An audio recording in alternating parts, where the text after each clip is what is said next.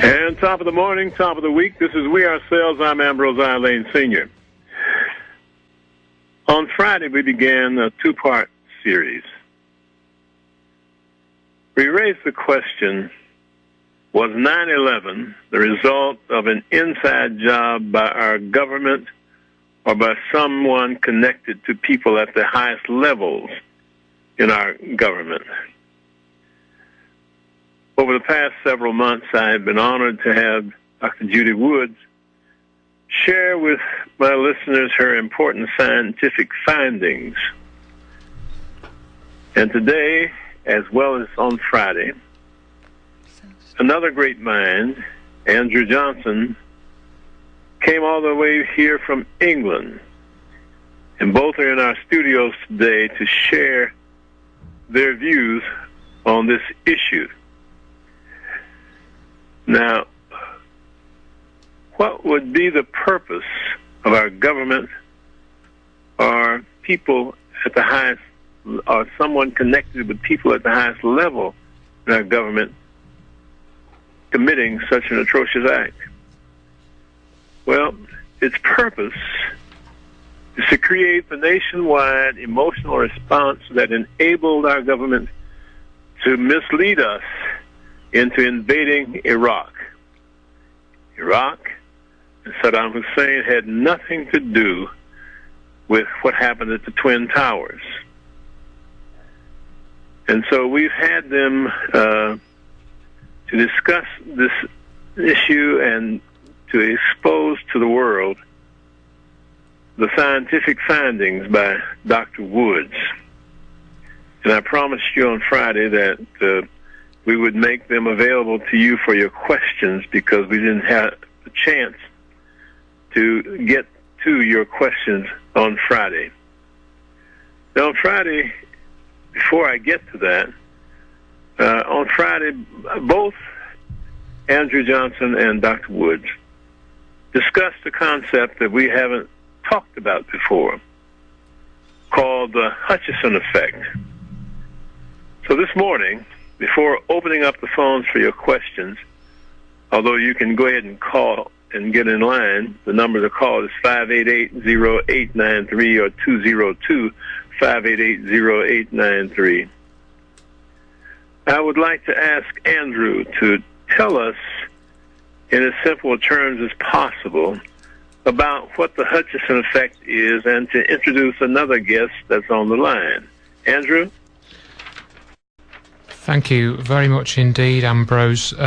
We're really honoured to be here again, and glad that we have this opportunity to, display this information before the audience, and hopefully get them to look at it, evaluate it, and I think they will come to the conclusion that it's very important information.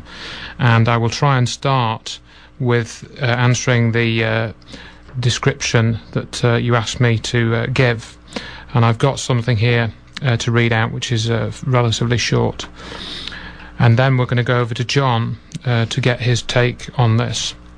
The Hutchison effect is a collection of phenomena which were discovered accidentally by John Hutchison during attempts to study waves made by Tesla back in 1979.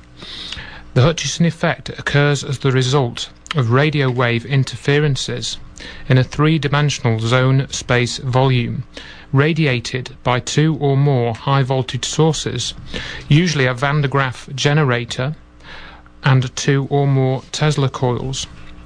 The results are levitation of heavy objects, fusion, which is joining of dissimilar materials such as metal and wood.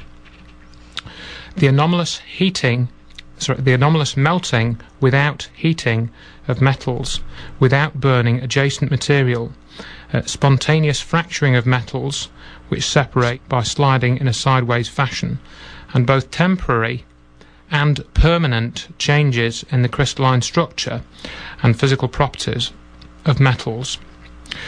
And I think really what I can then do is, hopefully we've got John on the line. John, are you there? No, other than John Hutchison. John, welcome to We Ourselves. Well, thank you, Senator. I'm on the West Coast, and hello to all you folks in Washington, D.C. Great, John. It's great to have you. Ambrose, is there anything you wanted to say to John, or shall I? No, I want him to go ahead and talk about the Hutchison effect and how he discovered it and its relevance. Great. And did you hear the description I just read out, John? Yes. Fantastic. That would be the text, would think be written up in the 80s. Okay, and what would be your comments on that? And could you expand on any points or make them a bit clearer for the listeners? Well, I feel that there's a lot more that's been written up, of course, on the Hutchison effect books, publications, and other scientific data. There's somebody already replicating it. And I am doing it on a smaller scale here prior to the Canadian government seizing the main lab. So. Okay. And do you think that there was any sort of main things that I missed out with that description? Spontaneous combustion, fires that appear from nowhere is one of them. Right, yes, absolutely. Now, you've obviously been playing with this for a long time, and I know you've been through the wars, at various times with having your equipment confiscated and things like this. That I believe that's happened at least twice. Is that correct? No, main time was 1990 when I was in Europe. It was the Canadian government that took the entire laboratory and tried to make a secret operation, but the newspapers found out about it and published the news. Okay. And that was but I've been raided before in 2000. Okay. And one of the things that we wanted to just check with you, that I believe it was in 1983. There was a person called John Alexander, Colonel John Alexander, in fact, who'd come to see you because he'd learned about what you were doing. I wondered if you could sort of mention a little bit about that. Oh, yes. Colonel John Alexander was 1983. He came with a team from Los Alamos, and he said to me that we're expecting a threat from, as I recall it, a threat from the Soviet Union. Okay. And that was a concern for the American government. So I gave a demonstration for about 4 months working with the team. And unfortunately, there were some effects that happened, and sometimes it didn't. It seemed like the equipment was sabotaged, and I learned from yet another lieutenant colonel that a fellow by the name of Bob sabotaged the entire project. So John Alexander was a little upset over that, and he brought in another team from McDonnell Douglas to do a clear, not classified report, which I still have that report. And then after that, of course, the Canadian government did their experiments and kept it a matter of national security. Of course. Now, I think that's really interesting that we do know that people in the military are well aware of what you've been doing. It's not as if you have been, working away totally as like a hermit. They're fully aware of what you've been doing. Mm-hmm. And I guess we've got to conclude that they are. So I wondered if Judy wanted to ask anything and make a few points to follow on from this. Hello. Yes. Yesterday, Andrew and I were in New York City at Ground Zero, and we noticed a lot of interesting things continuing, like the fumes coming out of the ground still after this many years, and why it might not be. When does it stop? When this effect begins, why might it not stop? Yeah, just add to that.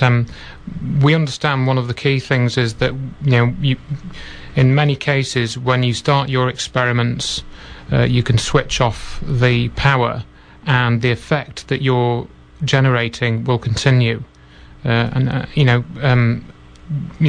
just wanted to get your comments, really, John, on that type of effect that we've seen at the World Trade Center, as Judy just mentioned. This fuming effect. Yeah. Well, we're trying to do a parallel here, I believe, and when I switch off the equipment, sometimes there's metal samples that have been analyzed by the Max Planck Institute that seem to be accelerated ahead in time. Wow. And the crystalline structures are always changing very fast, and the magnetic properties are changing extremely fast. So this is in regards to when I basically shut down the power, these samples, which are many of them, tend to alter. Right. Ongoing. Okay, and I think the other thing which I wanted to really stress with this is something that in our research, or Judy's research really, and my looking over her shoulder, the whole energy question is one that we've been looking at, and a lot of people have said there is absolutely no way that directed energy could have taken down the World Trade Center towers, because the amount of energy, I think there's this figure, I don't know what it is, I think it's something like 5 times the total output of the Earth. And so these people say, that there's absolutely no way that you can do that because we don't have that technology. But gravity is enough? Or gravity is enough. That's another group of people that say that. And, I just wanted to check with you because it's very important that people understand the amount of energy that you're using in some of these experiments, and I wondered if you could address that question. Oh, I would be happy to, sir. Thank you. The energy in the equipment has been measured at 100 to 400 watts. And when I was giving a demonstration for Maine News, the newscaster accidentally chopped the extension cord in half by accident and shut down the entire lab. So that's around 400 watts, the lowest power. And if I'm using more modern equipment, of course, I'm up to maybe 1,000 watts energy to drive the systems and that. So I know what you're saying about directed weapons. They've been around a long, long time, actually. I was on the DoD's mailing list for exotic technologies, and some of the projects were directed energy, and as well as antimatter manufacturing. Wow, yeah, I mean, that's something we haven't really looked at. I think that, we could really spend hours and hours talking about this. But there's some interesting evidence that, however, that really caught my attention about Iraq was that, if you don't mind me bringing it up. Well, I think it's worth mentioning because that's, it is interesting that we've come across some of the pictures from there. And obviously it's a very emotive topic for a lot of people and a lot of listeners. But, I think I've just mentioned, to sort of link up to what you just said, that we did come across some pictures from there which showed some similar effects. So, yeah, if you want to... I remember always that on mainstream news like CNN and that the Russians were running in there to retrieve all their documents on scalar weapons. Right. I remember that so clearly, but as history tends to bury everything. Yes, I think sometimes it's difficult to get clear information, but what's certainly become clear to me, I don't know if I can speak for Dr. Wood, but there is, a lot of this technology which has been completely hidden from the public, and I think matters like the one you just mentioned are actually more common than most of us want to accept or realise. But I think if we just sort of take us back to the energy question, and I think what you're looking at, for example, we've said already you're using perhaps 400, 500 watts of power, and I believe, correct me if I'm wrong, that you've been able to levitate a 70-pound cannonball at one time. I know this was, I guess, a few years back. Is that about right? Did I get that right? Well, that's absolutely right. That was one thing we levitated, but hundreds, if not thousands, of things we levitated. The biggest being 1,500-pound transformer we levitated, which was a repeatable experiment. And most recently here, wow, about 1,000 pounds of equipment was shifted around very strong here, causing the fellow that was filming it to get sick, and as well as I found out just yesterday that in a 2 square blocks, everybody got violently ill for a second. I don't know what this all means because I haven't had this happen before, and I had another email come in late last night about the same thing. So it's kind of scary in a way that, but I'm not ill, and nobody below me or above me is ill. But this field is known to actually go out and disappear and reappear somewhere else, much like Tesla's experiments, the same kind of thing, where he was able to, by accident, blow out the Colorado Springs power plant 25 miles away from his tiny shed in 1900. It's interesting. You mentioned a transformer weighing 1,500 pounds. My Honda Accord, I remember, was 1,900 pounds. It's about the same. Oh, cool.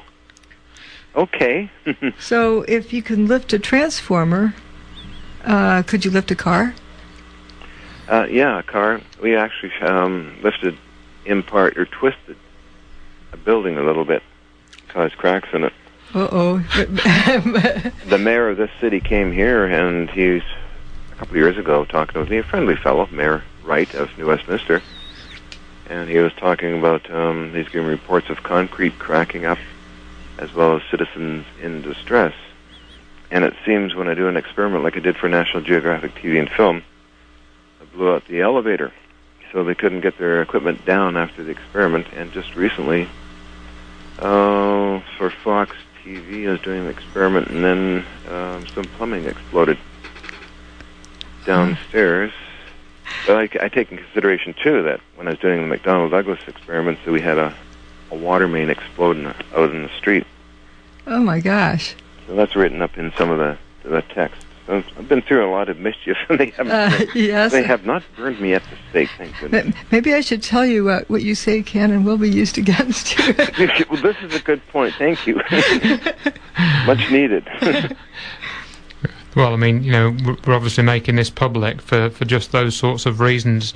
And I think one point I wanted to just dwell on for a second is that, Judy and I, we watch the internet forums quite closely, and there are quite a number of people who are saying, oh, John Hutchison can't reproduce the effects which he's, makes. Mm-hmm. And I wondered, what your response would be. I almost feel silly asking the question, but, honestly, I think they don't listen to radio or watch TV or read books, because I've been doing this quite regularly for Fox TV in 2000 and onward up for Griffin Productions, as well as National Geographic TV and Film, and onward with many, many different crews have come and gone out of here, and I can sit down, turn everything on, and guarantee an effect within 5 minutes. Fantastic. So whatever they're reading is maybe so old that they just don't bother researching. That's what I feel. Yeah, absolutely, John. I totally agree, and I think we can clearly demonstrate without any shadow of a doubt that you've got multiple experiments filmed, as you've said, for TV companies. You've had the military come to see you, and again, just to mention the website, which we forgot to mention earlier on, it's www.drjudywood.com for the stuff that we're talking about in relation to 9/11. And John, if you want to give your own websites just now, if the listeners want to note them down. Oh, for sure, folks. It's www.hutchisoneffect.ca. Okay, great. And we mentioned that we took a trip to Ground Zero in New York, actually yesterday, and we did film a couple of interesting things. We only had a few hours there, but even in that time, we were able to observe a few things. I think Judy was going to say a few words about that. Yes, we even stopped at the visitor center there and met some wonderful young folks, very energetic, who were asking questions, and noted the fuming and thought maybe that had to be from blasting last summer, but that didn't make sense to them. After they said it, it just didn't make sense. But they also noted the lack of material on 9/11 after the towers went away, and they never had a good answer for that. And I really admired them for thinking, for asking themselves what they see and what they understand. The most striking thing I can remember from yesterday is my sore throat. At various points around the complex as we walked, I'd hit a pocket of something that really made my throat hurt terribly. And we also saw puffs of fumes coming out of the ground, dirt trucks coming and going with what looked to be lush topsoil. When you drill into bedrock, why would you have wet topsoil?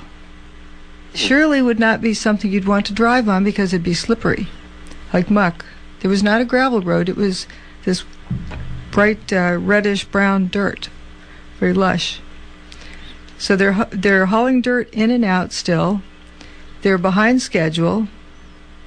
They're not down to the bottom. They go backwards. It seems to be the dirt comes in beginning of the week and gets moved out at the end of the week, and they start the next cycle all over again. Yeah, I mean, we didn't actually see the dirt being trucked in, but they were doing various interesting things, sorting operations. It seemed to be mixing what they were digging out of the ground with the excavator's shovel with the kind of dirt. It kind of seemed to be stirring it around, and we actually did video this, and hopefully we're going to post this video sort of hopefully within the next 24 hours. So if the listeners do go to the website and have a sort of look round there, you hopefully will find this video, and you can see one of the very interesting things that I filmed was a hosing down of a cable from a crane with a big fire hose, and it wasn't just like a squirt. It was quite a big gush of water over a few tens of seconds. And the cable was dangling from. It wasn't laying on the ground. It was just straight dangling. Mm.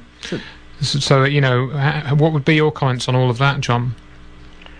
Well, it seems that if that's what's going on there, it seems like there's some kind of infection of some type or something unusual happening there. Because if Judy's walking around there and getting sore throats, there's some kind of reaction or chemical reaction going on there.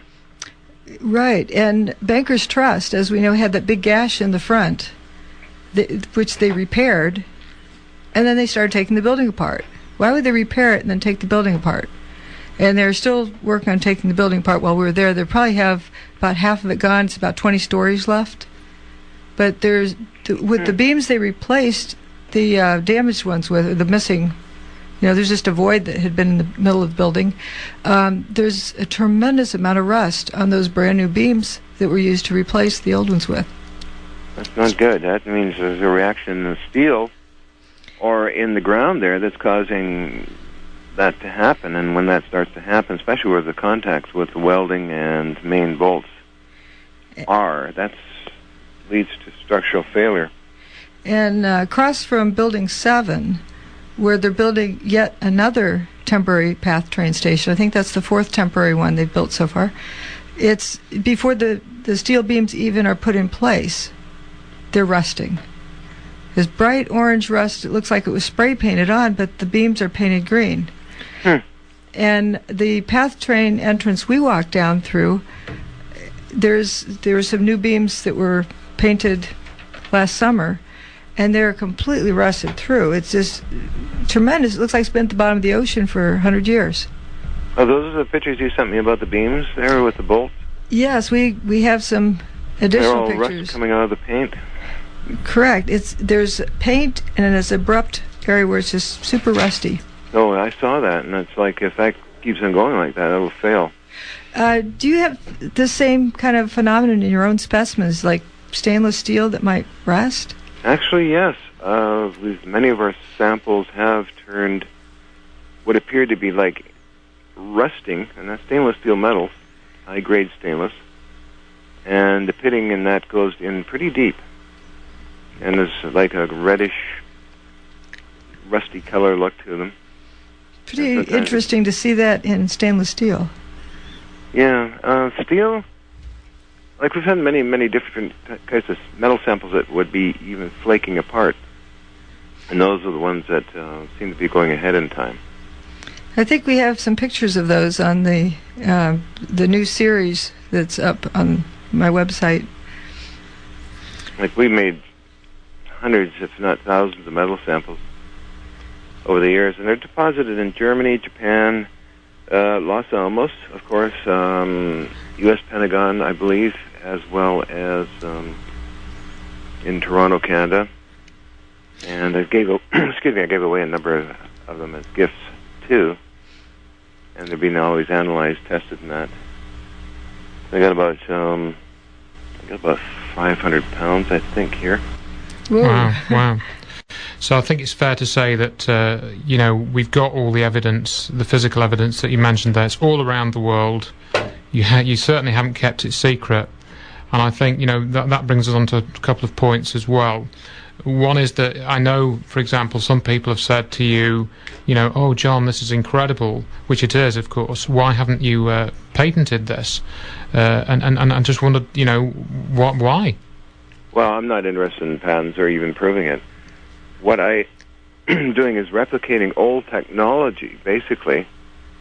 Okay. And even my team said, well, how can you patent an effect? But what I like doing, actually, is not to gain all this, like patents and all that on the free energy device I'm working on, or the levitation. What I like doing is inspiring kids out there when I do these experiments through the television people and that. And that's the premise of my new upcoming network TV show. They are working on right now. It's different episodes we'll be covering are pretty fantastic and pretty demanding, and we have a fairly good team. We'll be doing the levitation as well as trying to replicate the Philadelphia experiment. And interesting. Some of the time experiments that were done on the South Pole. I think we'll have to leave the listeners to explore those topics. They are very, very interesting, though. And I think, just to go back, sorry, you were going to say about the energy, Judy. When might that series be out where folks will be able to see it? Well, we had a meeting, phone conference, actually, a couple of days ago. Now, our main sponsors are going to start working on something. A proposal is supposed to be in maybe this day. A draft of something. Neat. Our producer's been working on this, or producers have been working on this for a number of years. It looks like it's going to come to reality. So I'll be doing a lot of different things, as well as my partner, and be more media exposure for it, and hopefully it will inspire the kids, the next generation of inventors, scientists, and that to go out and explore. That's Terrific. The theme of what I'm doing, so that's why I'm really not into patents. Terrific. And the idea of getting energy out there free, or nearly free, and clean, and there's so many things to be discovered with it. So much, Judy. I mean, one of the main energy sources is what they call zero-point energy, and this is for those people with the energy problem. A cubic foot of it can power the Earth's energy needs for 100 years. And that is not my statement, but reputable science, Nobel Prize scientists like Richard P. Feynman and others I know out there. And so there's no reason we should be paying $3 or $4 a gallon for gasoline. No, and there's already a patent on a zero-point energy collector. 1996. Epic, because it was the first one ever accepted by the U.S. Patent Office. Well, I wonder if there's any callers. Do you think we should take callers? Well, yeah. let's go now to the telephone. Callers have been patient. Caller, you're on. Hello? Hello. Hi. You're on. Yes. Okay, I have two questions. Go right ahead. Okay.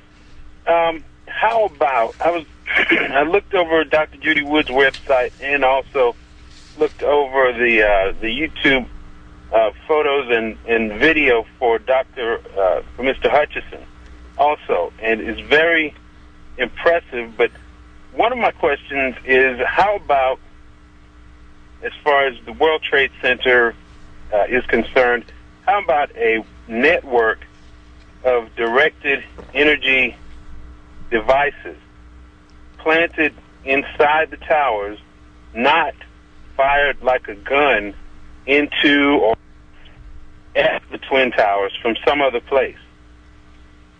That could explain some of the non-uniform effects that are described by Dr. Judy Wood.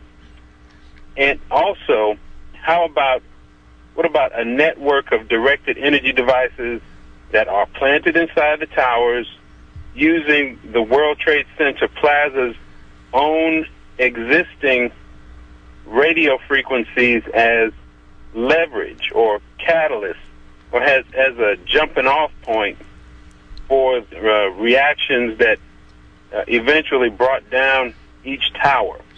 Okay. Now, just for myself... Excellent questions. Thank you so much. Sorry, thank you very much. Sorry to interrupt.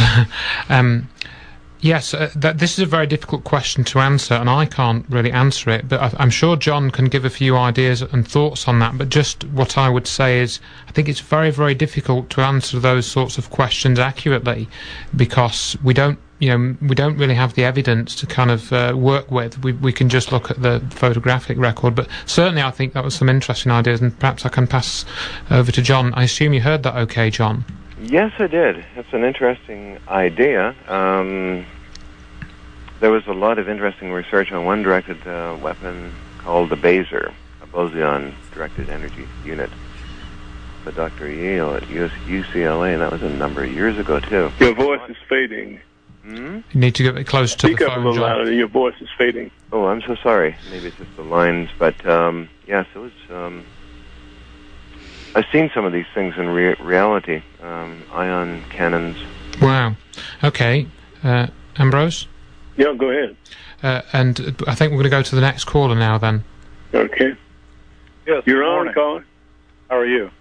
Good, and you? Good. Glad to hear your voice, Ambrose. Oh, thanks. There has been much discussion on the steel beam, mainly the temperature at which the steel would melt or even weaken so that a collapse would occur. The heat from the aviation fuel would not be sufficient to weaken or melt steel, as far as I understand. What is the temperature at which steel is harmed or weakened, and can you dispel this whole idea that the fires led to the Twin Towers collapse? Judy? The temperature at which steel melts doesn't seem to be very relevant when we're talking about molecular dissociation. There's a variety of ways in which you can take things apart or cause material to change state. Heat is one of them, and that's about the most inefficient way of doing it.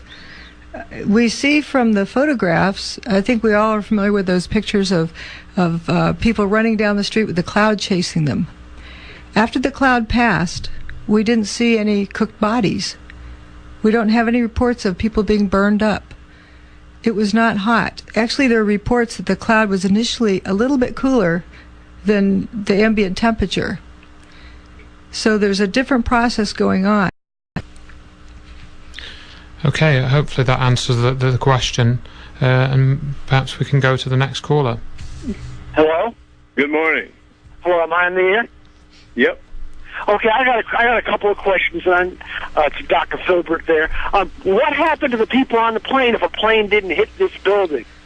Where did they disappear to? And where, you talk all this science fiction gobbledygook, which to me seems totally incomprehensible, but what happened to the plane? What happened to the people on the plane? If a plane didn't hit this building, where did the people go on the plane? I think we're talking about molecular dissociation here and what happened to the World Trade Center buildings and about this technology. Okay, they're going to answer your question. Now, go ahead. Sorry. Yeah, we're not really talking about that issue. That's a different set of evidence, and there are some other studies that have been done on the internet regarding the issue with the planes, which does tie into this at some level, but we'd really like to spend the time on now that we've got John here to talk about those effects. So I'm sorry to sort of put that on one side, but if we could go to the next caller. But we should answer that question as best we can. Okay. Because a lot of people are asking the same question. Oh, what happened to the people on the plane? Yeah, what happened to the plane? We don't even know if there was a plane. That hasn't been determined, and the people can disappear a variety of ways. There's not just one way of disappearing people. If you want me to give my honest answer, I regard it as a separate matter. I didn't mean to brush the caller off. I did do a study on some of the witness accounts from the first responders from New York City, and if you read what they said about the actual planes, and they were there when the second plane hit, you get some very, very interesting accounts. Also, again, you look at the physical evidence we have got. For example, we've got a rubber tyre on the sidewalk under some scaffolding, or very near some scaffolding, and how can a rubber tyre survive a fireball? And there's several other pieces of physical evidence like that, and I particularly think that if the media can create a story about Al-Qaeda, they can create a story about some passengers getting onto planes. I don't think that's particularly difficult, but there's a lot of information to work through before you can say a lot of these statements with confidence. And again, look at the evidence and think for yourself. The same rule applies. Yeah, one thing I found interesting is after the second tower got the plane-shaped hole in it, about that time, one of the first responders was talking about cars on fire, and I went out looking and actually found the pictures of those cars on fire, and it was not a normal fire. There was no smoke coming from the fire, just spontaneous combustion of the cars, and here are firefighters walking through such a fire that doesn't appear to be hot. But there are a lot of people in those buildings. What happened to their bodies? Well, again, looking at some of the witness accounts, which was a separate study to some of the material effects with the Hutchison effect, we have one account of one of the people in one of the buildings seeing his friends actually, I believe, what was the word, Judy, that he used? Can you remember? Many of them that disappeared. There was a firefighter in Building 6 off in the corner, and his buddies were like an arm's reach away, and they disappeared along with the building. The middle of the building just disappeared. And also we have the doctors. In other words, no bodies were left. No bodies, no nothing. No computers, I believe, were ever found. And the doctors, Judy, we have the video clip of the doctors describing the bodies coming into the hospital, or not coming into the hospital. Right. There's, where are the bodies? What happened to the bodies? And they're at a loss because there are no bodies. There are no injured that need help. Yeah, they have a certain number came in, and then they were expecting a huge number to come in, and then following that, there were none. Mm-hmm. It's very important to respond to our listener. Sure. Because a lot of people don't have that information that there were no bodies. Okay. Yeah. Good morning, caller. How are you today? Hi, Ms. Lane. How are you? And great. To your guests. Quick, I guess, example, something, food for thought. First of all, the question that the gentleman just asked, and this entire dialogue about the entire processes that happened September 11, 2001, are difficult enough, in my opinion, in a vacuum or in a perfect society to consider all those things. But considering the political climate and other things, that sort of adds, unfortunately, a lot of elements that are, well, just with that word, unfortunate. I have to consider other things because of the political climate. That being said, since I was a child, and this conversation was a lot easier for me when I was a child, I thought more open-mindedly, if you will. Mm-hmm. Now, I still retain a lot of that, and that's where my energy comes from. At 55, I'm getting younger and stronger every day. But really quickly, I just want to make this point. When I've considered since childhood how the pyramids were built, and we've considered those different documentaries over a period of 30, 40 years since I've looked at that, and this situation with the World Trade Center, and I consider what I've always thought of as a child as unlimited energy that is available that may be in neither time nor space, if you will. Quick example is when a plane flies. They found during jet technology, because of the war or whatever process, that when you turned or veered off of your course, a direct course, depending on your speed, G-force was increased, right? Now, if we call that energy, in theory, there is unlimited energy depending on your speed and direction. If you could go straight ahead at 1,000 miles an hour, stop on a dime and go the back way, whatever's in that plane would be crushed because of the G-force. So my perspective, again, food for thought, is I've always considered that there was some way to direct unlimited energy to do things, move things. And again, I consider the pyramids Why can't we do that? Maybe we can. Maybe we don't know the technique. But do you understand where I'm going with this? I see and I've felt this. I can't explain it in the interest of time so other folks can get on. But there is something that I've always considered, and you are touching upon a lot of it, unlimited energy, which can be directed if you know how. That's easy to say that. But do you understand what I'm saying? There's unlimited energy available in the universe. Sure. I think the best person to comment on that would be John, if John's still there. John? Very good. John Hutchison. Well, there's been a lot of research into the zero-point energy, tapping into it and using it to power systems and that. I mean, a cubic foot of that is equal to powering the Earth's energy needs for 100 years. And actually, it's called the Casimir effect. If people want to search out that type of information, it goes way, way back in time. And already there's a patent on a device in 1996 for a collection of zero-point energy to be used. And oddly enough, and interestingly enough, IBM has bought up all the patent rights to that device. And I've had my own experiences with building these machines myself when they would suddenly go up to 75,000 volts and turn into a dangerous situation.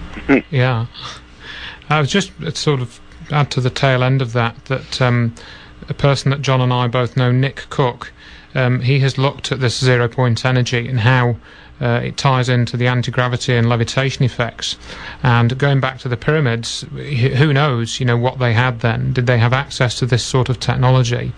Another interesting topic for people just to quickly look at is Coral Castle in Florida, which was built by Edward Leeds Scarlnin. That's a very interesting story, which I won't dwell on here, but a lot of people have linked that with the construction of the pyramids. I don't know if you've heard about that, John. Oh yes, I have, actually. Sure. That was a topic brought up on Coast to Coast, and also a lady friend of mine was giving me information on it. Very intriguing place, really fascinating. Yeah. And maybe we can go to the next caller. Good morning, caller. How are you today? Hey, what's going on, Ambrose? Hey, now. What are your questions? I was going to just go on one of the earlier callers. Just the way that I see life, man, is, if he really knew the true nature of reality and the world that he living around you would really know. In reality, man, it's really no such thing as science fiction, really. That's anyway, y'all have a good day. Okay. Thank you. I think that's a very good point. Good morning, caller. Yes, hello. You're on. I just wanted to make a comment that, and how you doing, Ambrose? Oh, pretty good. Listen, all this I'm hearing, I've heard this on Art Bell, and I'm just want to tell the callers in D.C. that you want to know the covert, underhanded stuff that the government's doing, the Air Force and all that, to listen to Art Bell. But what I wanted to also say is that once the government unveils all of their hidden, stuff, we will still be slaves. And we will still be under the thumb of this technology. So I just, saying, yes, it's amazing, but we need to have our own science kits so we can make our own spaceships and all that. Yeah. Okay. Thanks a lot. Good morning, caller. Good morning. I had a question in regards to the topic this morning as far as the concept that was delineated earlier. Is that related to continuous electron beam acceleration, to the metallurgy assay of the steel understructure of the building? And 3, could you elucidate on the cooling effect that you mentioned with the cloud of dust in the aftermath, or do you think that may have just been the internal temperature of the building being amplified at the ground level? Those are my questions. Well, I don't know really how to answer that in terms of the technical aspects of the electron beam or technology that you referred to. It's not something I can answer. Maybe John. Judy and John would like to comment, and Judy then maybe about the dust cloud. John? Oh, yes.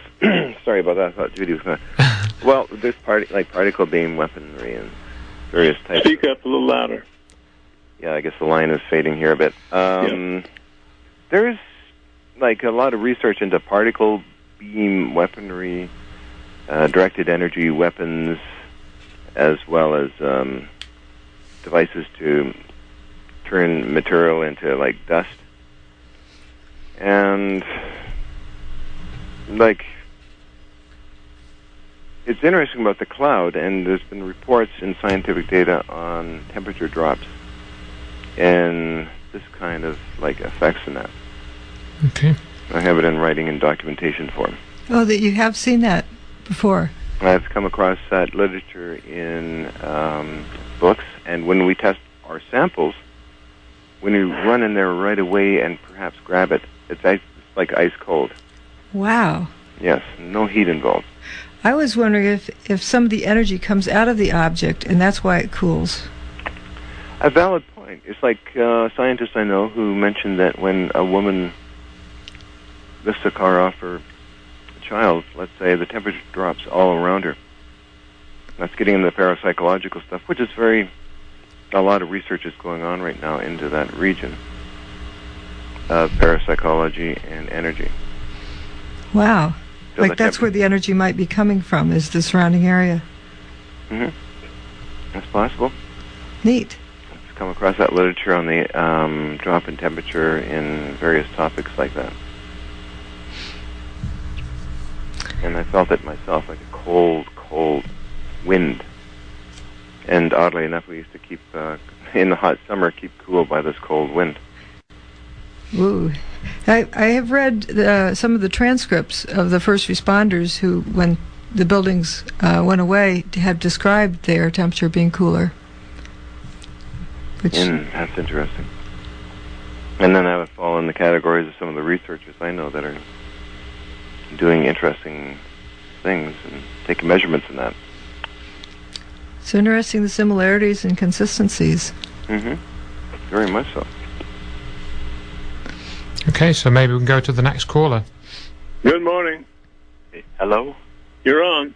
Oh, okay. How you doing, everybody? Fine, thank you.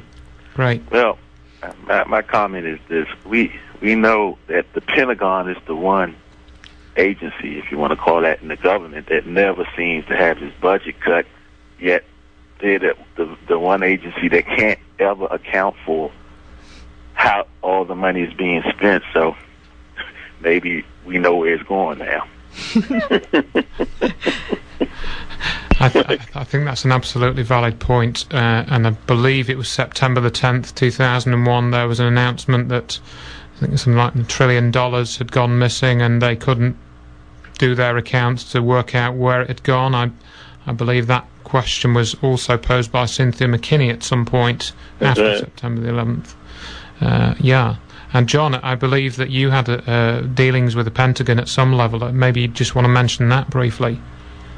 Well, I have a fan club there. I'm not kidding. My video was shown there a couple of years ago, and it got a standing ovation from 400 officers. But I imagine the money that's gone missing is really just black ops. That's the secret government scientists and folks. Like, I was a member of that for a short time, and it's cash under the table and secret projects that I feel have to be done, or else it might get caught, with a big problem. That it's mostly black ops stuff. And, it's a huge industry, the military-industrial complex, and in the USA and also in the Soviet Union and other locations. So a lot of money is pumped into such things. Yep. And unaccountable money, of course, is the black operations folks. Absolutely, and it's something that Eisenhower warned about in 1961 in his leaving address. Yeah. Good morning, caller. Oh, pretty good. And your guest, how are you this morning? Fine, thank you very much. Yes, I'm kind of amazed at the nonchalant attitude everybody's taking about this crime of unimaginable proportions perpetrated upon American people and the world. I'm saying that this type of crime was so horrible and so shocking that most of the people are still in a mass hypnotic type state. I am thinking that these revelations that we're hearing this morning should have the people so excited and so outraged enough that they should be flooding the lines to their congressmen and the newspapers and trying to get this message out as the number one story of the year, that maybe will prompt some kind of investigations so that we can get to the truth behind who's responsible, and so we can bring some closure to the families of the victims, because they never got satisfaction for what happened when the government had its own self-investigated for these crimes, and then blame these crimes on other people. And we got hundreds of thousands, maybe millions of people dying all over the world now because of this deception perpetrated upon American people. I'm so outraged, I'm almost breathless. But my question is, why are we not being instructed on how we can bring some more attention to this problem and contact other people that we may bring this to the forefront and get into some kind of investigations? Well, we're going to tell you that. We're going to package these two shows and make it available so you can have meetings at your house, meetings in your neighborhood, where you can reveal it to a lot of more people than are hearing it now. Thank you, Ambrose. That was obviously absolutely wonderful as far as we're concerned, and I'm glad the caller has reminded us, very well of why we're here, and really, my ability here is just to share the information and try and explain it. I've been, making discs, giving out discs, speaking to people, giving out leaflets. Everyone can try and do at least some of those tasks, continually. So, that's one of the things we can do. As you know, Dr. Wood and Dr. Reynolds have got the legal cases and the challenges to NIST. Anybody who's listening in this area who has, legal skills and wants to take this up, I'm sure, if you contact Dr. Wood or Dr. Reynolds and want to start your own legal action, I think that will be possible.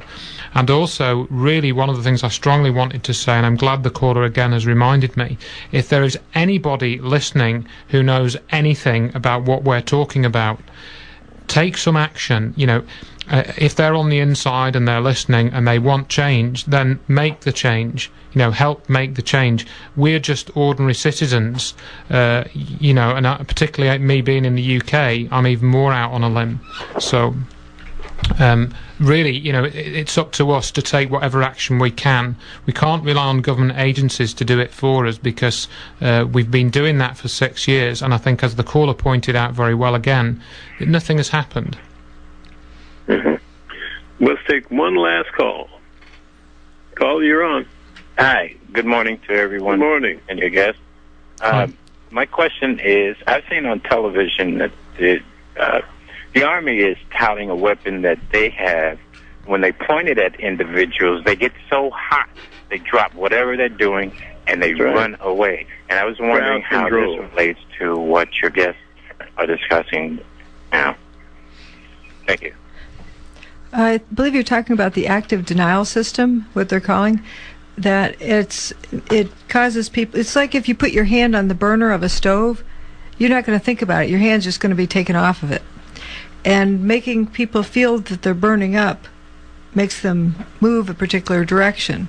They don't even get to think about it. They just run the other way. And there's going to be more and more things like that, I believe, that we'll be seeing. And Judy, it's not a new technology. Some of the other experiments done in the 40s were infrasound, and some of the people actually died from that machine. Discontinued, but maybe reincorporated in another project. But that was a long time ago. But interesting stuff. John, you're fading on me again. I'm going to give each one of you a minute to wrap up. We'll start with Hutchison. Speak loudly.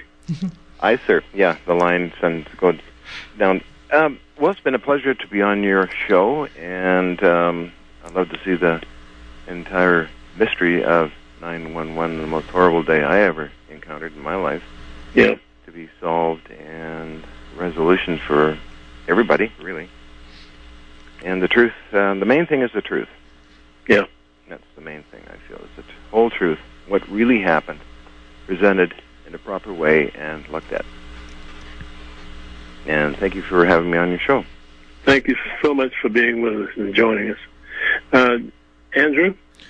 Well, thank you again, Ambrose. Thank you to John very much for coming on and I think discussing something which is very difficult, particularly for John in his situation. We're very grateful indeed to John for everything he's done to help us in the last few weeks in kind of building up to this radio appearance. And again, I'd just like to reiterate, we are at a juncture now where we have the access to the energy technology. We don't need most of the, if not all of the energy sources that we use at the moment are out of date, they're obsolete. The sort of technology that John has been doing his bit to bring to the world and get them interested in, we all need to bring that to the attention of the officials the best we can, and if they don't do anything about it, then we're going to have to make a different plan, whatever that is. That really, again, copy the discs, get the DVDs, get the information, discuss it, share it, ask questions. That would be my closing comments. Thanks so much, Judy. Dr. Judy Wood. There's a friend of mine who quotes Robert Weir, I forgot the other person who coined this phrase, "The future is here. We're on our own." It's up to us to see to it that we do continue to have a future. And I think it's important to us to think for ourselves and not be herded, but to open our eyes and just look at what we see, what we think, what we feel. And I'd also like to thank John for coming on the show today, as well as Andrew. It's been great. And thanks to you, Judy, as well, for everything you've done. It's been, historic, really. Thanks to all three of you. And we are we're so grateful that you've decided to share this information with the general public. We're going to make sure that these 2 hours, last Friday and today, are made available to the people so that the people can share it and act in their own best interests. Thank you once again. This has been We Ourselves. I'm Ambrose I. Lane Sr. We'll see you again on Friday. Take care.